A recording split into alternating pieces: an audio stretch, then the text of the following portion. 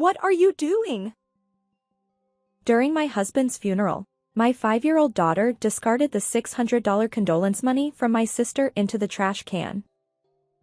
I exclaimed, "Pick it up immediately! That's something important!" Startled by my voice, my daughter muttered, "This is unnecessary," tears welling up in her eyes. I retorted, "That can't be true." "Well then, Dad wants you to check the contents." Even though my husband was no longer in this world, why was my daughter saying such things? At that moment, I recalled something. Could it be that she was hearing it again? Swiftly, I picked up the condolence money, maintaining a calm facade. After everyone had left, I opened the envelope, and what I saw was beyond belief. My name is Olivia Brown, and I'm a 31-year-old nurse. I have a sister named Elsa, and we've been arguing since childhood. Elsa seems to dislike me for various reasons and takes every opportunity to harass me when our parents aren't looking. I remember once asking her for the reason behind her behavior, and she replied, "You took Mom and Dad away from me." Our kind parents treated both of us equally, but it seems that wasn't enough for Elsa. Despite the constant bickering, things changed when I was 25. I met Richard, a pharmacist, through work connections. Our relationship blossomed smoothly, and we eventually got married and had a daughter. However, Elsa didn't approve and started contacting me just to make snide remarks. "He seems shady and untrustworthy.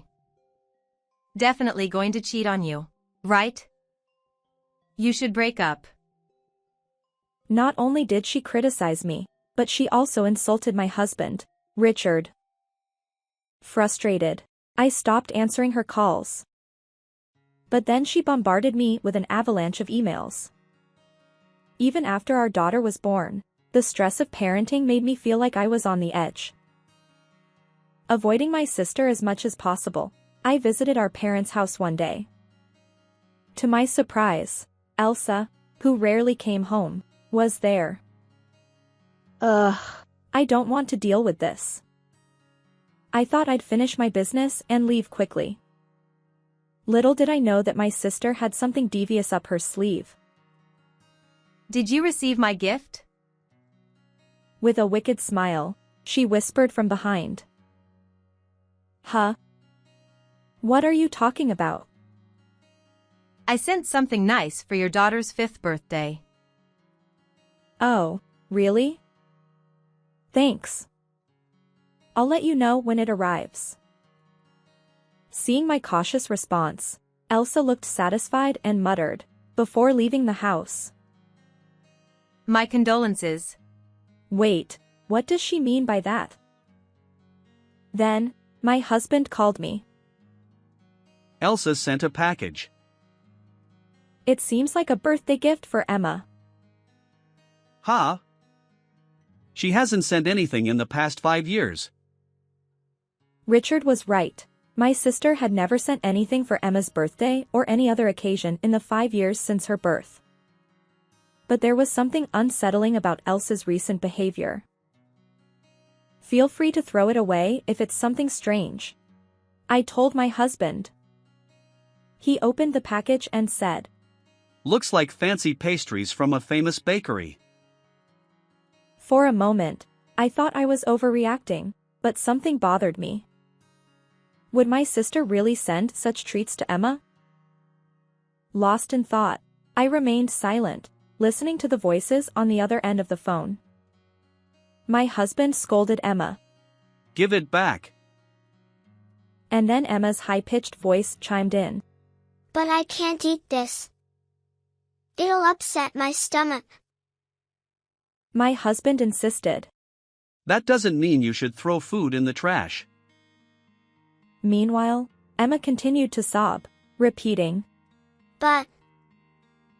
Upon hearing that conversation, I exclaimed in a loud voice, "Richard! Wait!" and shared Emma's story with Richard. Initially skeptical, my husband seemed to sense something as he listened to my account. He apologized. If you insist, I'll check the suites in my office. Sorry for getting upset. Emma's mood improved after his apology, and she cheerfully added, It's okay, but usually, I take good care of my food. Hearing their conversation over the phone, I felt relieved and ended the call. Later that night, Richard revealed an astonishing truth. When I had it checked at our university hospital, the pastries turned out to contain a potent laxative. I gasped. Are you serious? Someone must have injected it without opening the package. I shuddered, thinking about Emma potentially eating them. Richard reassured me.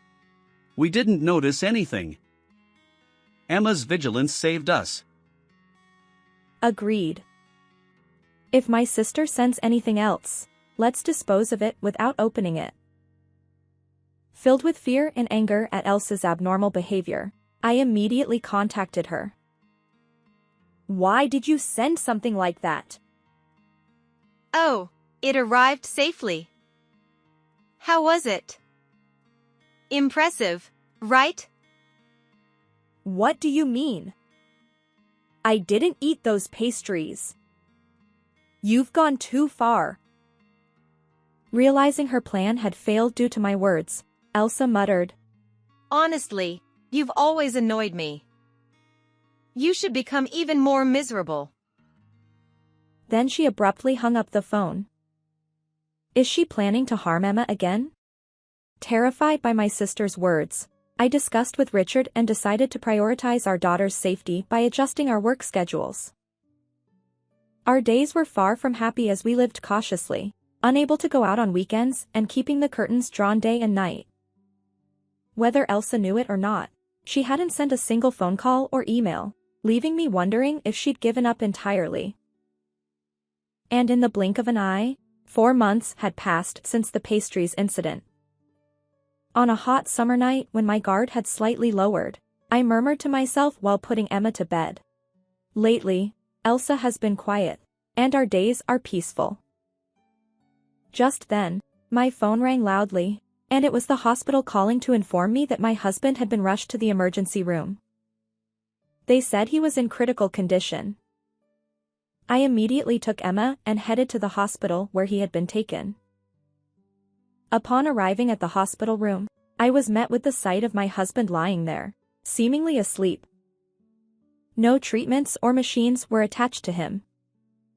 The nurse's intuition told me, "Oh, he's beyond saving." The subsequent memories are hazy, and I can't recall exactly what the hospital staff explained to me or how I conveyed the situation to Emma. But one thing remains vivid: the doctor's words. It's difficult to attribute this to an accident. He might have been harmed by someone. What does that mean? I heard Richard collapsed in an alley, alone, with no one around. With a heavy heart, the day of parting with my husband arrived. The venue was filled with hundreds of people, his colleagues, friends, and acquaintances. As I observed the crowd, I couldn't help but appreciate Richard's character and the respect he commanded. It seems that many people are genuinely drawn to him. As I thanked each mourner individually and managed the reception, my sister suddenly appeared. It's been quite a struggle for you, hasn't it? Well, here's $600 to lift your spirits, She said, tossing an offering envelope onto the reception desk. Thank you. I watched her smirk as she entered the hall. After tracking her with my eyes, I glanced down and noticed that the envelope from my sister had vanished. What are you doing? My daughter was throwing the $600 condolence money from my sister into the trash can. Tearfully, she responded. This is something we don't need. Shocked by her defiance, I insisted. That can't be true. Pick it up immediately. Then, check the contents. What? Dad said so. Emma insists that the words are from my late husband, who is no longer in this world. At that moment, I recalled something startling. You see, my daughter possesses a mysterious ability, one I've noticed since she began speaking. Emma shared stories about my grandmother, whom she couldn't possibly have known. As these revelations repeated, I began to believe in Emma's power. Could it be? Did she hear it again? I quickly picked up the condolence envelope, careful not to attract attention. When everyone had left, I opened it, and an astonishing item lay before me. What is this? My anger toward my sister, who had casually handed me this, surged. But was it true? Since my husband had passed away, I couldn't ask him directly. Richard's words would have to be conveyed through Emma. However, not everyone might believe my daughter's account. That's why I needed irrefutable evidence. I wouldn't accept that my husband's death was a mere accident. Determined to avenge him, I delved into his past, uncovering truths beyond my wildest imagination. Armed with this evidence, I prepared to cast my sister into hell. 1.5 months later, we held a memorial meeting to remember my husband. We gathered with relatives for a meal. My sister plopped down in front of the food as if she couldn't wait to eat. Despite not everyone being present yet, she grabbed a beer and started eating. Elsa, everyone isn't here yet, so hold off. I came here hungry and ready to feast. Don't nitpick. Suppressing my anger, I took a deep breath and faced her squarely. You're right. It's your last supper, so do as you please. She snapped. What do you mean? You'll understand soon. I'm returning your words verbatim. My condolences. Confused, she stammered. Wait, what are you saying? What do you mean by last? Despite her flustered state, I ignored her and finished preparing for today's main event.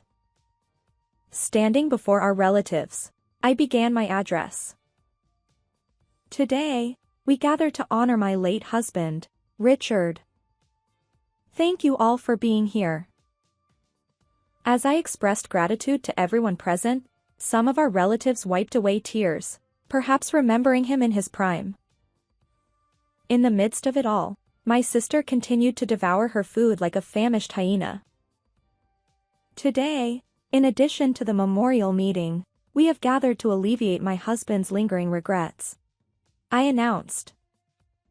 Elsa, who had been engrossed in her meal, suddenly froze at my words.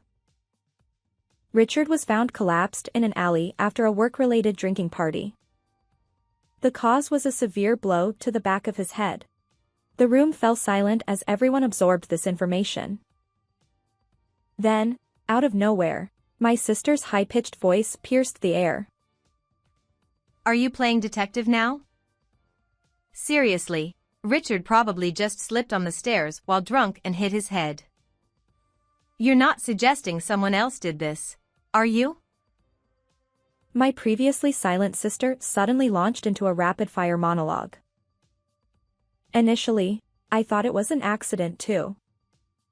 But on the day of the funeral, I received something that raised suspicions. I powered up my computer and projected the letter from the condolence money my sister had left that day.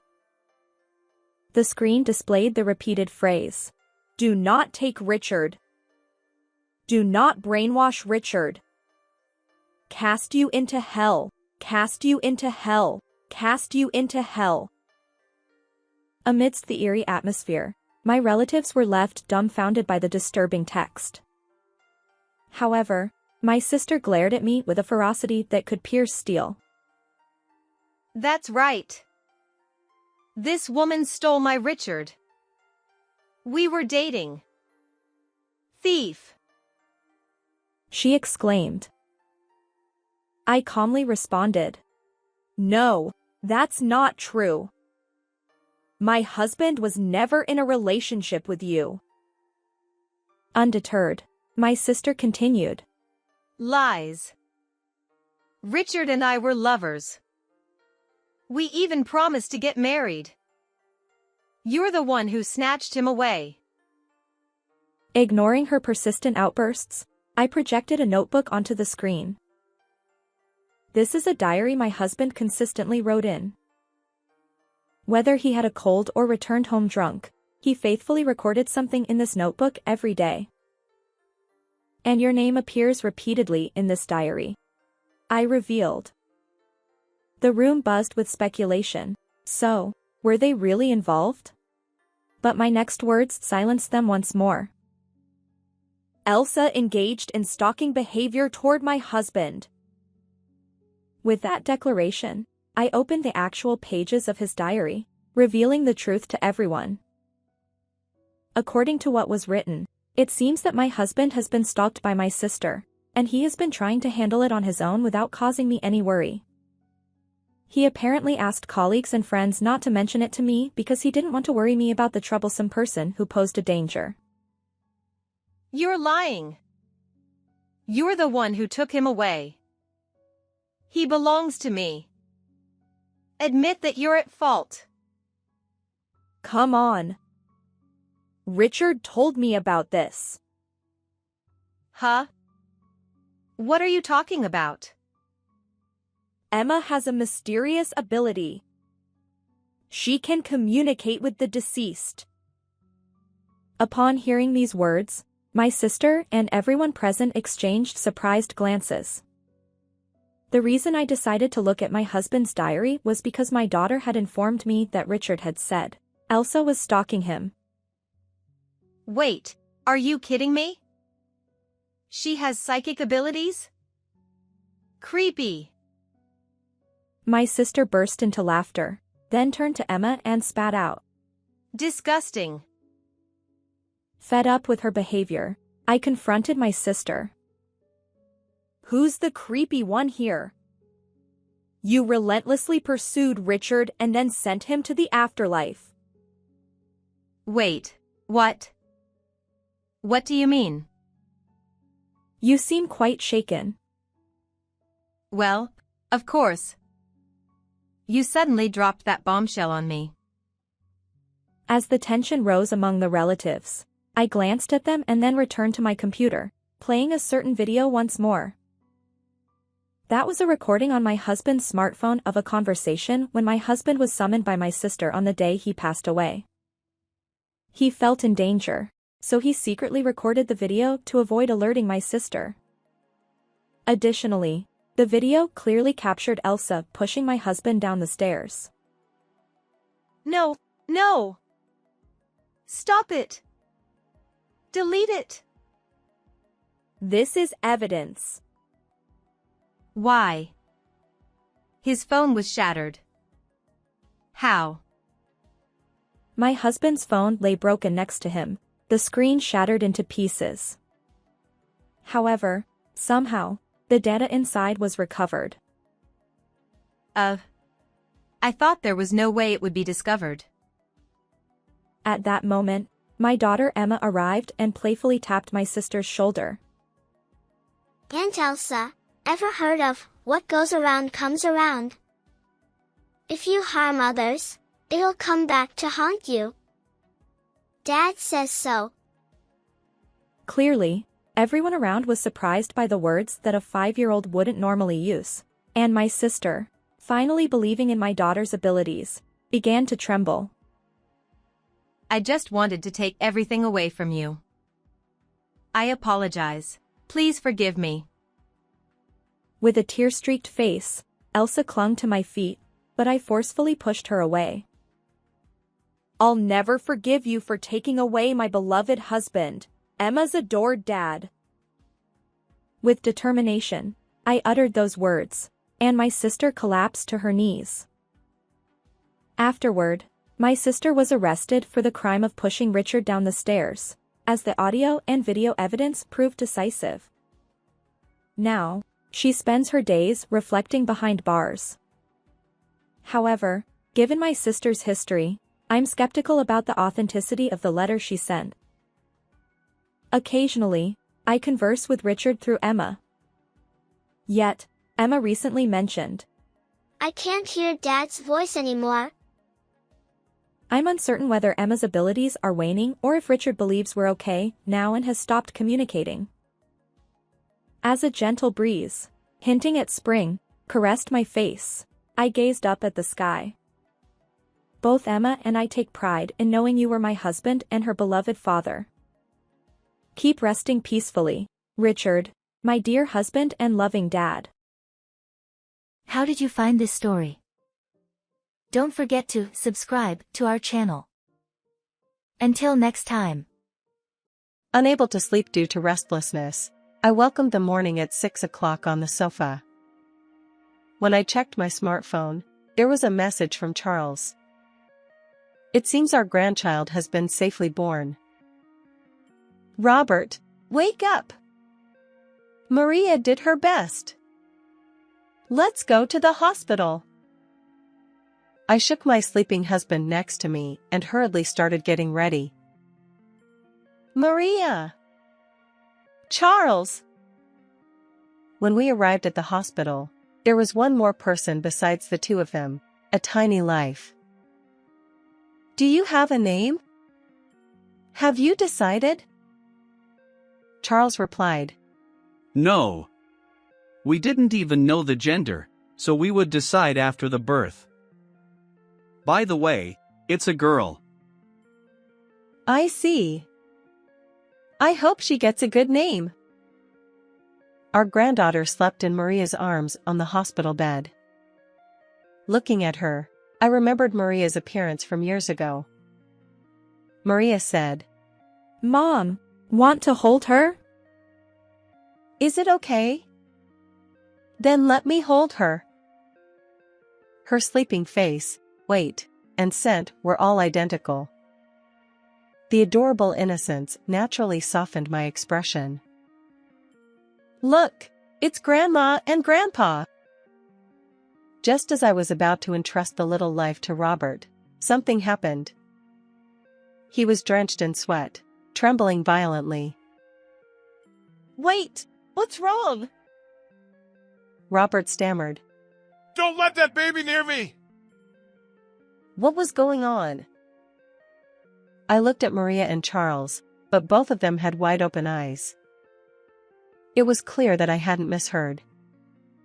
Maria asked, Dad, what are you saying? Charles wondered. Is something wrong? Robert said, No, it's different. I feel a burning heat. I don't want to remember, but it's like the terrifying heat from that fire. My husband, Robert, is blind. 3 years ago, there was a massive fire at the scientific chemical plant where he worked, and unfortunately, he suffered burns to both eyes.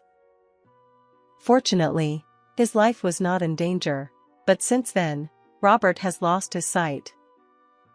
Despite the fire, he remains bright and kind-hearted. The journey to this point involved immense struggle, inner conflict, and effort. While I can imagine it, understanding it is beyond words. Robert, is there anything I can help with? Robert replies, I'm fine for now. If anything comes up, don't hesitate to call. Robert chuckles. I've gotten used to it. You can relax.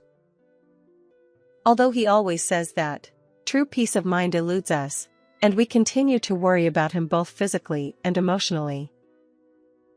Despite his unfortunate circumstances, resilient Robert possesses a unique skill. Through conversation, he can glimpse the true intentions of others. He insists it's merely a heightened sense, not any kind of superpower, but from an outsider's perspective, it's an impressive ability. The notion that blindness sharpens hearing sensitivity is well known, supported by scientific theories. However, in Robert's case, his innate sensitivity to others' emotions seems to have intensified after losing his sight.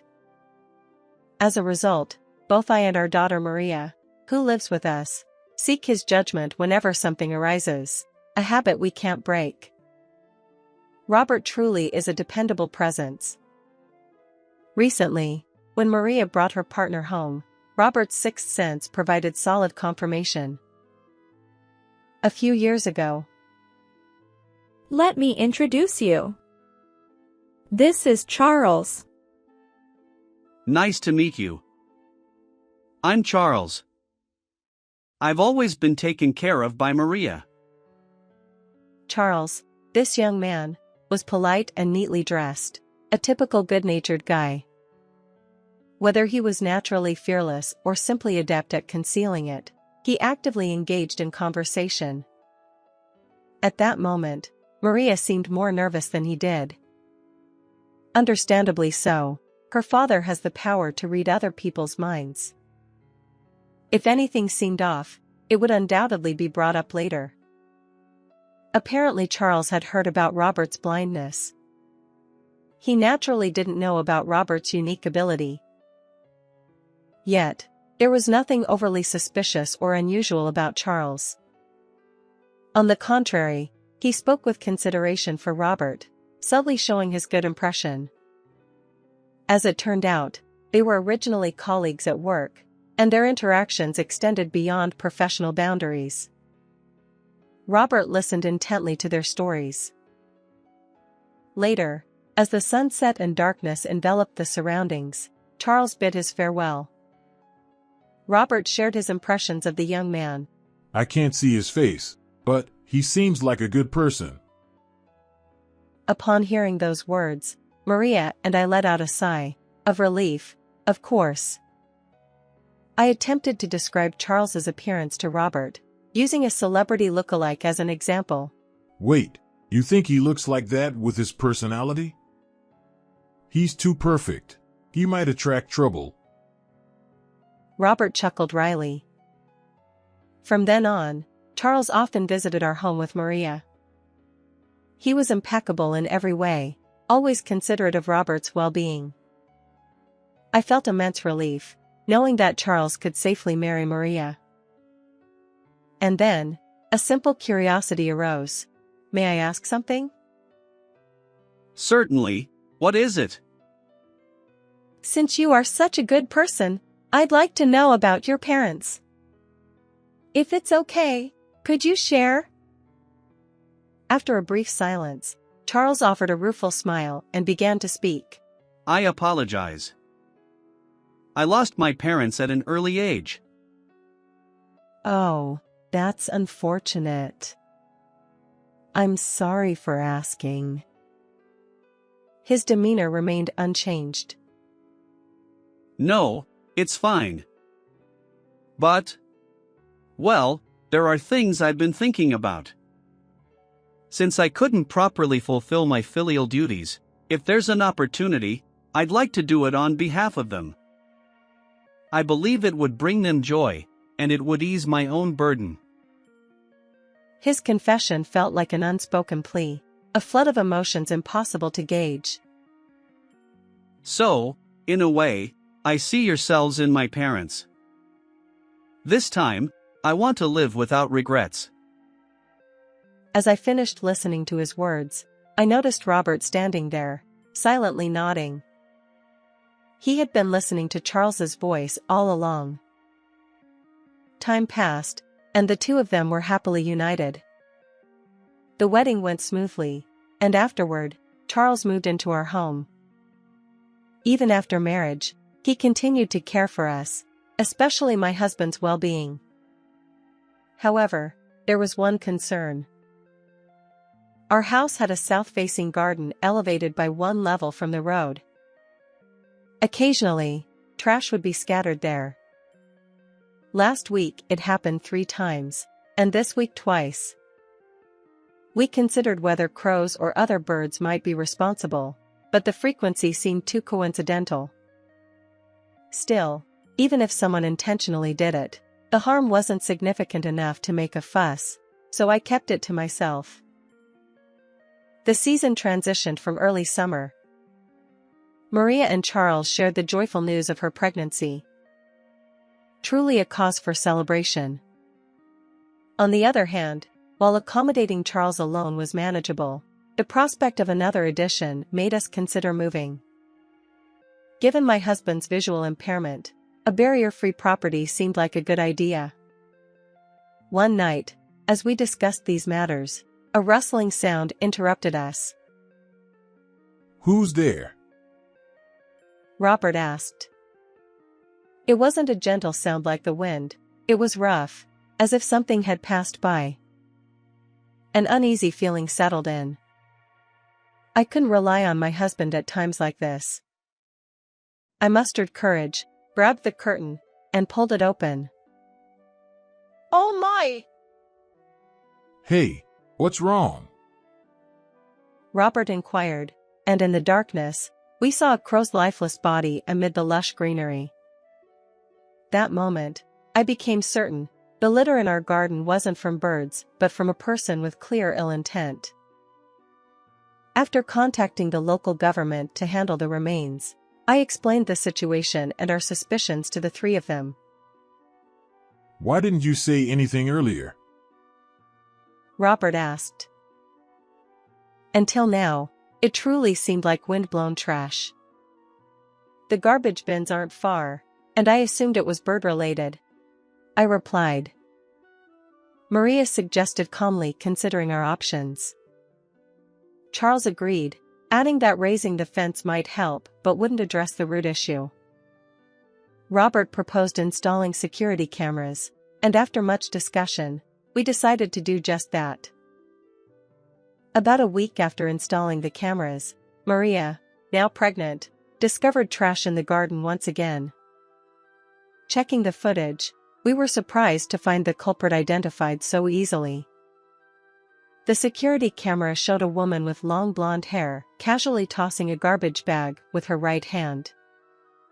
Not only her appearance but her face was clearly captured. Maria whispered, I feel like I've seen this person before. Despite thinking hard, she couldn't recall, so we waited for Charles to return. That night, when Charles came home, we promptly showed him the footage. His revelation left us astounded. This person.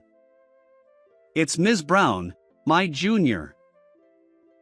Apparently, she had been pursuing him persistently. Initially, he gently declined, but as things escalated, he revealed Maria's existence and firmly rejected her advances. Given this context, her recent actions weren't hard to imagine. That's why I recognized her. But will the police take action? You know how stalkers can be stubborn. I wondered. Robert reassured us. We have solid evidence. It should be fine. Let's start by explaining. The police took the situation seriously, contrary to my expectations. Thanks to their intervention, the woman named Brown received a stern warning from the police.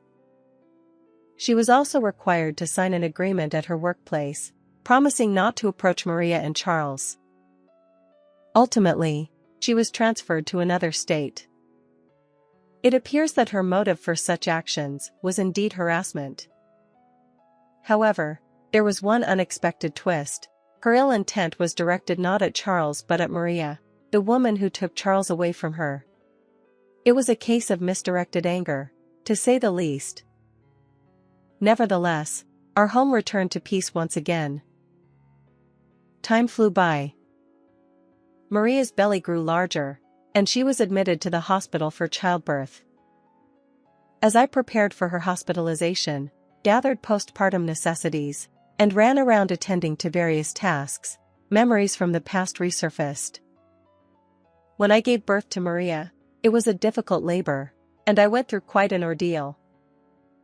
Although it happened over 20 years ago, every detail remained vivid in my memory. Now, being in the position of an observer, I felt deep emotions. Maria went into labor one night, Consequently, Robert and I stayed home while Charles accompanied her. I'm looking forward to it, Robert said. His words seemed to blend genuine anticipation with a touch of sadness. Understandably so, he wouldn't be able to see his first grandchild's face. As I pondered how to respond, Robert seemed to read my thoughts and quietly continued. Throughout my life, I've never deeply regretted losing my sight, but this time, it stings a little. I wish I could have seen my grandchild's face. In your place, I'll see it plenty. Didn't I promise to be your eyes, Robert? Even if I say that, it won't change anything, and you are having trouble answering. Clearly, he saw through even the smallest details. With this strange ability, I still can't see my grandchild's face. Hey, would you join me for a drink? Certainly. Of course. My abilities are limited, but if sharing a drink can ease his burden, I'll extend my hand.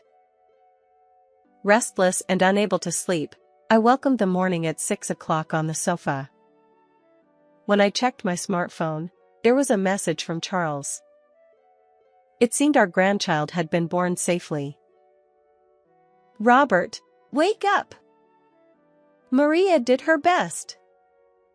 Let's go to the hospital. I shook my sleeping husband next to me and hurriedly started getting ready. It was a weekday morning, and the hospital seemed quieter than usual. The sparse foot traffic included patients in pajamas heading toward the shop. Amidst this scene, I noticed a shadow that emitted an indescribable sense of suspicion. The figure didn't appear overly suspicious, yet its inability to blend in with the surroundings felt peculiar. Robert seemed to sense something too. Something feels different. Is someone there? When I mentioned the shadow, Robert muttered, Don't approach recklessly, and tapped the floor with his white cane.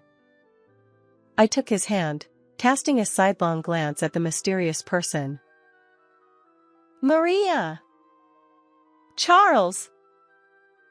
When we arrived in the hospital room, there were two others, a tiny life. Good morning, both of you. How are you feeling? Good morning. Nothing's wrong. The baby is doing well. I see. That was good. After that, Robert frowned. So I helped him sit down. I asked if he was feeling unwell, but apparently, he wasn't. For now, we decided to share our joy.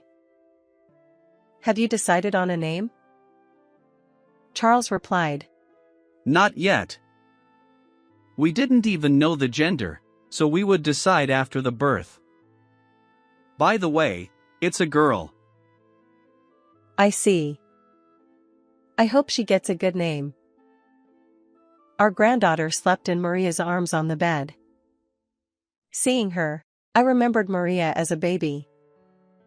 Maria said, Mom, want to hold her? Is it okay? Then let me hold her. Her sleeping face, weight, and scent were all identical. The innocent, adorable sight softened my expression. Look, it's Grandma and Grandpa. As we were about to entrust the little one to Robert, something unexpected happened. He was drenched in sweat, trembling violently. Wait, what's wrong? Robert stammered. Don't let that baby near me! I looked at Maria and Charles. They were equally shocked. It was clear that this wasn't a misunderstanding. Wait, what are you saying? Charles wondered. Is something wrong? No, it's different. I feel a burning heat. I don't want to remember, but it's like the terrifying heat from that fire. Could it be that he sensed something from this baby? I left our granddaughter with Maria and stood by Robert. His trembling subsided, but he still breathed heavily, shoulders rising and falling. "Are you okay?" Robert nodded. I've calmed down a bit. Can we talk? Yes, of course. I followed Robert out of the room to a nearby resting area. Robert apologized for startling me. That baby is fine. He assured. Then he began to explain. I probably picked up on someone's emotions nearby. It was more intense than anything I've felt before. Burning resentment, anger. It was so vivid that I lost my composure. Sorry, the timing was bad. No need to apologize. It's beyond your control. The feelings of resentment and anger. I had a hunch. Ms. Brown, the woman who received a stern warning from the police and was transferred due to her ill intent. Could she be approaching again? I knew the probability was incredibly low, but I couldn't shake it off. Maybe. I started to say, but Robert interrupted. Yeah, it's not impossible. Besides, you mentioned a suspicious person in the lobby earlier. She might still be nearby. Can you search? Understood. I enlisted Charles for the search. Walking around with my husband and Maria wasn't practical. But I didn't want to search alone. So, I asked Charles to accompany me, because he knew Ms. Brown's face well. However, despite thoroughly searching most of the areas accessible to the public, we failed to locate her. We returned to the hospital room, hoping it was just an unfounded concern. Charles reassured us that the hospital was safer, with more people around, and he would stay with Maria. You both should go home and rest, he said. That makes sense. Well then, take care of Maria, I replied. Understood. Oh, and if anything happens, please call, Charles added. Robert and I suppressed our anxiety and headed home. Although I didn't tell Robert, I wished I could have seen our granddaughter's face more clearly. I wondered whether she'd resemble Maria or Charles. What name would they choose for her? Tonight, once again, I'd likely have a restless night. Several hours later, in the evening, Robert uttered unsettling words once more. It's happening again. I feel it, a burning heat. What is this?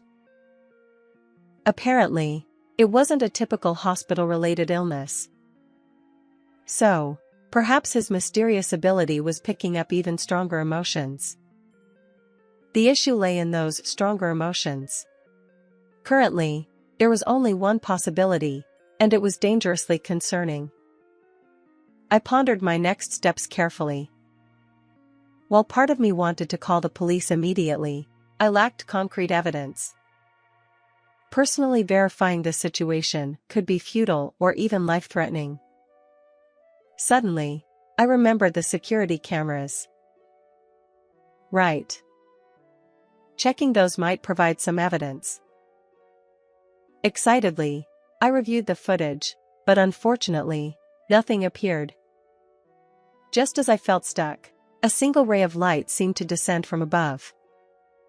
My smartphone vibrated, a message from Charles. Are you okay?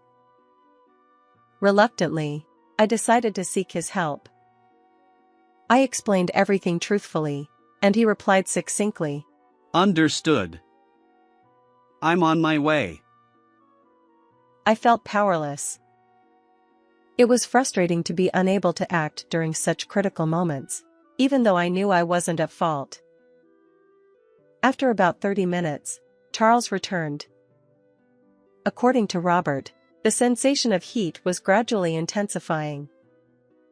If we took his words at face value, it meant that a malevolent force was closing in. We promptly began searching the area around the house with Charles, and I grabbed a mop for self-defense. The sun had fully set, and while not pitch black, it was quite dim, a perfect backdrop for fear. Suddenly, a noise, both Charles and I heard it. It came from the back of the house, unmistakably accompanied by a human presence. I'll check the back. Please contact the police just in case, Charles said. I followed his advice, returned inside, and reported to the police. Suspect apprehended. Repeat, suspect apprehended. The police confirmed. Unbelievable. Someone had indeed been lurking. The glimpse of her profile left no doubt. It was undoubtedly Ms. Brown, the woman. She was quietly escorted by multiple officers and placed into a police car. According to the police, she had been carrying a firelighter and a lighter. The implications were clear, the worst-case scenario. As soon as I realized we were safe, my legs gave way, and I couldn't stand. Are you okay? Charles asked. Yes, I'm fine. My legs just went weak once I felt safe. Charles's courageous actions were commendable, but without Robert's mysterious ability, what might have happened? Speaking of Robert, he had completely calmed down and returned to his usual cheerful self. I have mixed feelings. Anyway, I'm relieved nothing happened. Am I really more extraordinary than I thought? Charles replied. Not just more than you thought. You're practically in the realm of superpowers. Oh. If only I were a bit younger, maybe I could have been of more help to people. Later, we learned that on that day, Ms. Brown had indeed infiltrated the hospital where Maria was admitted, intending harm. To make matters worse, her target wasn't Charles or Maria, it was their newborn granddaughter. Apparently, she harbored a selfish grudge after being transferred due to rumors of stalking at her previous workplace. However, on the day of the incident, the hospital's crowded environment forced her to abandon her plan. Instead, she decided to set the house on fire out of frustration. The heat Robert felt was undoubtedly the manifestation of this malevolent intent. After being taken into custody by the police, she awaited appropriate punishment in detention. Just when we thought true peace had returned, something unexpected happened. Ms. Brown's parents arrived, introducing themselves. We deeply apologize for the inconvenience our daughter caused. Her father said. Once she's released, we'll take her back home and keep a close watch. Her mother added. While it seemed they weren't seeking forgiveness, Robert wasn't present. He had gone with Charles that morning to pick up Maria from the hospital.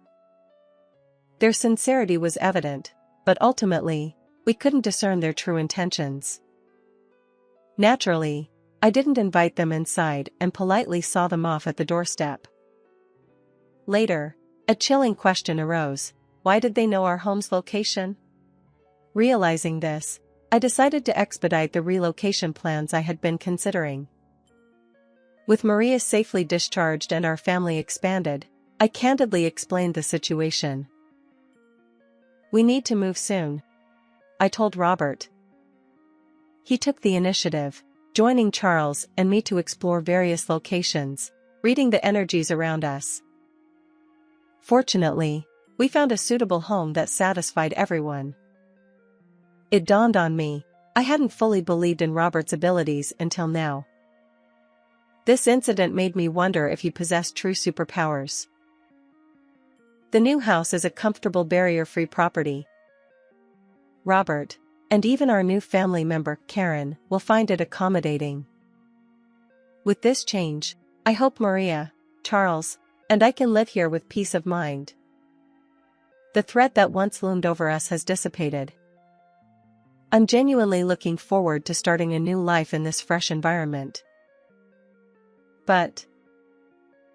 Hey, Charles. Can I ask you something? Yes? What is it? Do you need any help? No, not that. I just want to know, do you think it was a good decision for you to live with us? You should be a newlywed, filled with happiness, and now even with a daughter. Well, I've mentioned this before. I wanted to be a good son. I've always longed for a family, so this is... well... it's good. As I struggled to find words, he continued. And also, I'm truly grateful to both of you. Grateful? Yes! If Robert hadn't been here, who knows what might have happened? And you believed in that, which is why everything ended without any incidents. If one of you were missing, I can't imagine the outcome. So, filial piety and repaying kindness, having this opportunity, Thank you! This time, I could see it even without Robert's abilities. Charles isn't lying. How was this story for you? Don't forget to subscribe to the channel. See you in the next video.